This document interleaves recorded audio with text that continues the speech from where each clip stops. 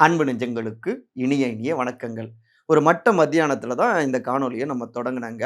அப்படியே மேகமூட்டமா இருந்தது. ரம்மியமா இருந்தது. சென்னை தானா? இல்ல ஏதாவது ஊட்டி, கொடைக்கானல், ஏற்காடு, கேரளா அப்படின்னு ஏதாவது குளிர் பிரதேசத்துக்கு நம்ம போயிட்டோமா? அப்படிங்கிற மாதிரி தான் அவ்ளோ சூப்பரா இருக்குங்க. நம்முடைய சென்னை மேகமூட்டமா, அதுக்கப்புறம் நல்ல மழையும் கூட. அப்பதான் யோசிச்சோம். இங்க தமிழ்நாடு அனல மட்டுமே ஏன் பார்க்கணும்? அந்த பக்கம் அண்டை தேசத்துடைய குளிர பார்க்கலாமே, இயற்கையின் தேசம் அப்படின்னு கேரளா அரசியல் பக்கம் கவனத்த திருப்புனோம். ஏன்னா, ஏப்ரல் 9ஆம் தேதி தேர்தல் இல்லைங்களா? அங்க பார்த்தோம்னா, சித்தாந்த வாரு, இன்னொரு பக்கம் தங்க கொள்ளை விவகாரம், அதுக்கப்புறம் secret deal, A team, B டீமுன்னு உச்சக்கட்ட வார் அங்கேயும் இருந்துட்டு இருக்குங்க. இயற்கையின் தேசமே இந்த அரசியலால கொதிச்சுக்கிட்டு இருக்காமா. ஸோ அந்த மும்முனை போட்டி எப்படி இருக்கு? யார் கொடி பறக்கும்? ரேஸ்ல யார் முந்தி ஓடிட்டு இருக்கா? என்ன நடந்துட்டு இருக்கு கேரளாவுல? இதுதாங்க இன்றைய நம்முடைய இளங்கோவன் எக்ஸ்பிரஸ். நான் உங்கள் சகோ த இளங்கோவன். நிகழ்ச்சிக்கு போகலாம்.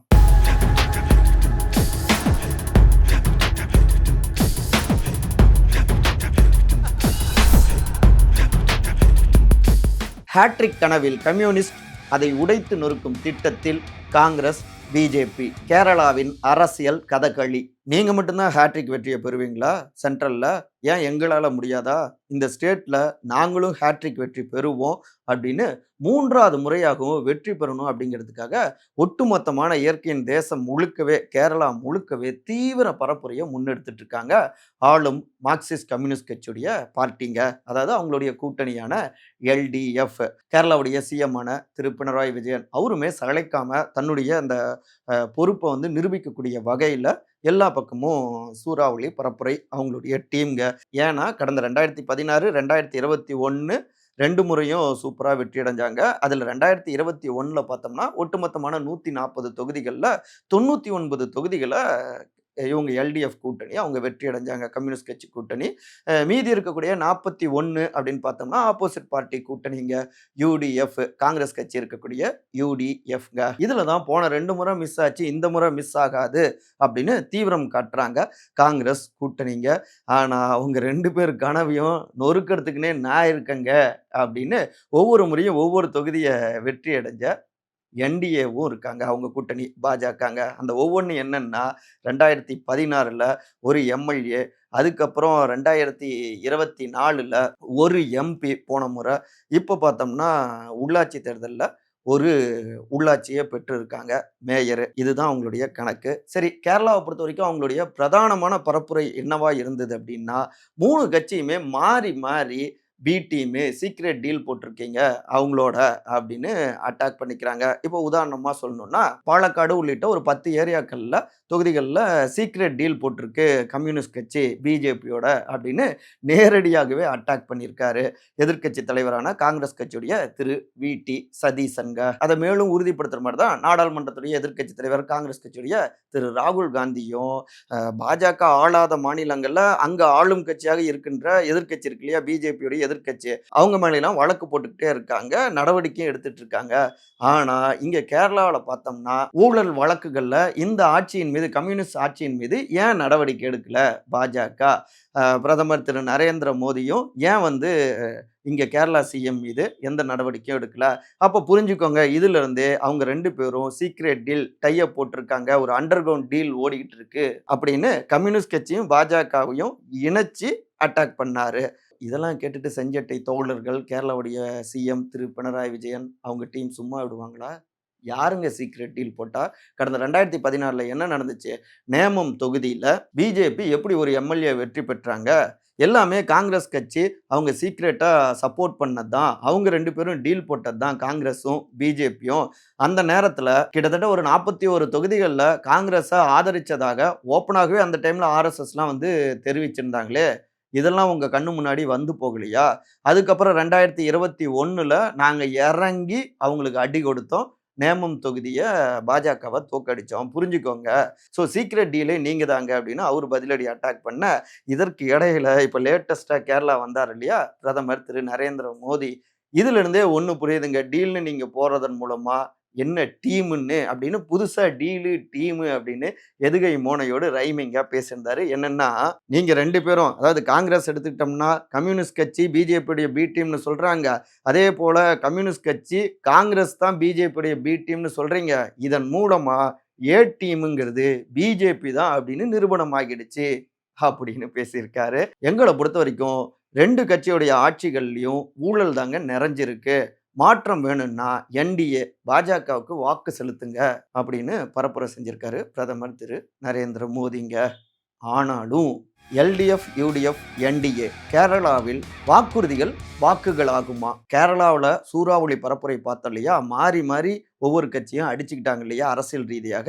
இன்னொரு பக்கம் அட்டாக் அப்படி இந்த பக்கம் சேஃப் ஜோன் பார்த்தோம்னா தங்களுடைய வாக்குறுதிகள் வெற்றியை கொடுக்கும் அப்படின்னு நம்புறாங்க. அதுல முதன்மையா பார்த்தோம்னா ஆளும் மார்க்சிஸ்ட் கம்யூனிஸ்ட் கட்சி எல்டிஎஃப் கூட்டணி அவங்கள பொறுத்த வரைக்கும் ஜீரோ பாவர்ட்டி வறுமை ஒழிப்பு திட்டத்தின் மூலமாக கிட்டத்தட்ட 5 லட்சம் ஏழை குடும்பங்களை நாங்க அதுல இருந்து மீட்டு இருக்கோம் அப்படின்னு பெருமிதத்தோடு பதிவு பண்றாங்க.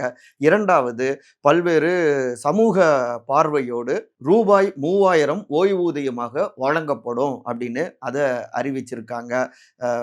கணவனை இழந்த பெண்கள், யாருமே இல்லாம ஆதரவு கொடுக்கப்படாம இருக்கக்கூடிய நபர்கள், யாருடைய ஆதரவும் கிடைக்காத மக்கள் அப்படின்னு எளிய மக்களுக்கான இந்த திட்டத்தை முன் வச்சிருக்காங்க. அப்புறம் அவங்க கொண்டு வந்த நலத்திட்டங்களை சாதனைகளாக முன் வைக்கிறாங்க. மிக முக்கியமா மறுபடியும் 5 ஆண்டு ஆட்சி ஹேட்ரிக் வெற்றி கிடைச்சதுன்னா அதன் மூலமாக பணியிடங்கள்ல பெண்களுடைய பங்களிப்பை 50% அதாவது ஈக்குவல் 50-50 பெண்கள் ஆண்கள் 50-50 பேர் ஈக்குவலா இருக்கிற மாதிரி அதை நாங்க கொண்டு வருவோம் அப்படின்னு உத்தரவாதம் கொடுத்திருக்காங்க. மிக முக்கியமான ஒன்றாக பார்க்கப்படுது. தமிழ்நாடு, கேரளா இப்படி இந்த தேர்தல்கள்ல தீர்மானிக்கக்கூடிய சக்திகளாக பெண்கள் இருக்காங்க. ஸோ அந்த வாக்குகளை டார்கெட் செஞ்சு இப்படி ஆளுங்கட்சி அங்கேயும் பேசியிருக்காங்க. இன்னொரு பக்கம் பார்த்தோம்னா கிட்டத்தட்ட 2 மில்லியன் வேலை வாய்ப்புகள் ஹோம் மேக்கர்ஸ்க்கு அவங்களுக்கு உறுதிப்படுத்துறோம் அப்படின்னு சொல்லியிருக்காங்க. நவகேரளம் அப்படிங்கிற அந்த ப்ராஜெக்டை முன்னெடுக்கிறாங்க. ஸோ முழுக்க முழுக்க இந்த ஆட்சி தொடர்ந்தா இன்னும் பிரம்மாண்டமான வகையில் கேரளா வளர்ச்சி பெறும் அப்படிங்கிறது தான் திரு பினராயி விஜயன் முன்வைக்கக்கூடிய அந்த பரப்புரையாக இருந்துட்டு இருக்குங்க. வாக்குறுதிகளை வச்சு இவை எல்லாமே பலமாக பார்த்தாலும் பலகீனம்னு பார்த்தோம்னா 10 ஆண்டுகள் தொடர்ந்து ஆட்சியில் இருக்காங்க. இயல்பாகவே இருக்கக்கூடிய மக்களுக்கு இருக்கக்கூடிய அந்த எதிர்ப்புணர்வு, அப்புறம் சில இயற்கை பேரிடர்கள்லாம் கேரளா சந்திச்சது, அதுலேருந்து அவங்க மீண்டு வரத்துக்குள்ளார படாது பாடுபட்டாங்க. இவை எல்லாவற்றையுமே டார்கெட் செய்து தான் எதிர்க்கட்சிகள் இவங்க யூடிஎஃப் ஆகட்டும், இந்த பக்கம் என்டிஏ ஆகட்டும் பரப்புரை செய்கிறாங்க. ஆனால் கேரளா மக்களுக்கு வேண்டிய உதவியை சென்ட்ரல் கவர்மெண்ட் செய்யலை. இருந்தாலும் ஸ்டேட் கவர்மெண்ட், மார்க்சிஸ்ட் கம்யூனிஸ்ட் கட்சி கவர்மெண்ட்டு எல்லாமே செஞ்சது அப்படின்னு பதிலடியும் கொடுக்குறாங்க. ஆனாலும் கூட அதிகாரத்துவம் நிறைய இருக்கு, ஊழல் புகார்கள் நிறைய இருக்கு மார்க்சிஸ்ட் கம்யூனிஸ்ட் கட்சியுடைய ஆட்சியில. இவை எல்லாவற்றையுமே தான் காங்கிரஸும் பிஜேபியும் பரப்புரையில தீவிரமா முன் வச்சுக்கிட்டு இருக்காங்க. அதுக்கேற்ற மாதிரியே தான் காங்கிரஸ் கட்சி யூடிஎஃப் அவங்க கொடுத்திருக்கக்கூடிய வாக்குறுதி அப்படின்னு பார்த்தோம்னா கல்லூரிக்கு செல்லக்கூடிய பெண்களுக்கு 1000 ரூபாய். இன்னொரு பக்கம் மகளிருக்கான கட்டணமில்லா பேருந்து பயணம். எங்கேயோ கேட்ட மாதிரி இருக்கே அப்படின்னு யோசிக்கிறீங்களா? எல்லாமே தமிழ்நாடு இங்கிருந்து அப்படியே அண்டை தேசத்துக்கு எடுத்துட்டு போயிருந்திருக்காங்க. ஓ, நீங்க இந்த ரூட்ல வரீங்களா?